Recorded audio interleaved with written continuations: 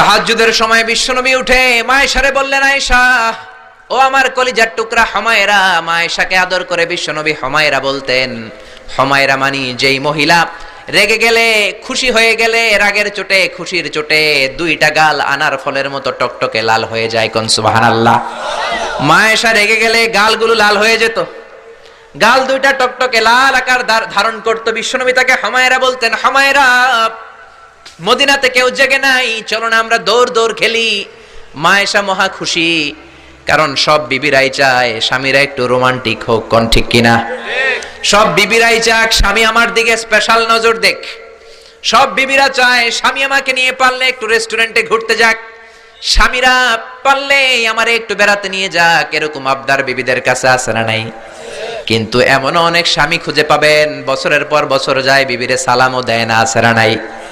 খিটখিটে মেজাজ দেখায়, ধমক দেয়, আবার যৌতুকের জন্য পিটায়, আছে না নাই? জোরে বলেন, আছে না নাই?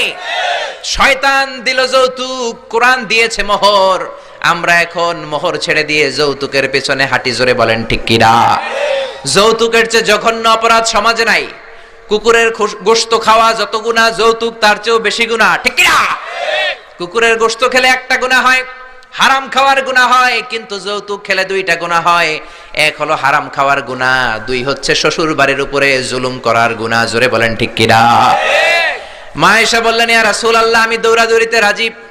বিশ্বনবী বললেন, লেটস স্টার্ট দ্য কম্পিটিশন, চলো কম্পিটিশন শুরু করি। ওই যে মদিনার মসজিদের পাশে বড় একটা পিলার দেখা যায়, ওই পিলারের মধ্যে কে যে আগে ধরতে পারে রে আয়েশা, চলো আমরা দৌড় দেই।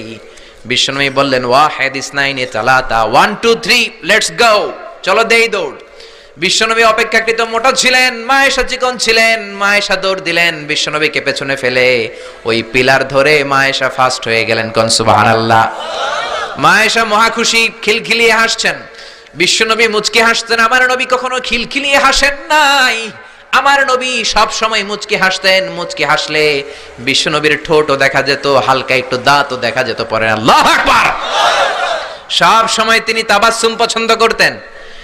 বিশ্বনবী বললেন, ঠিক আছে, আনতিল ফাইজা, তুমি বিজয়ী হয়েছো। তার ঠিক 6 বছরের পরের ঘটনা।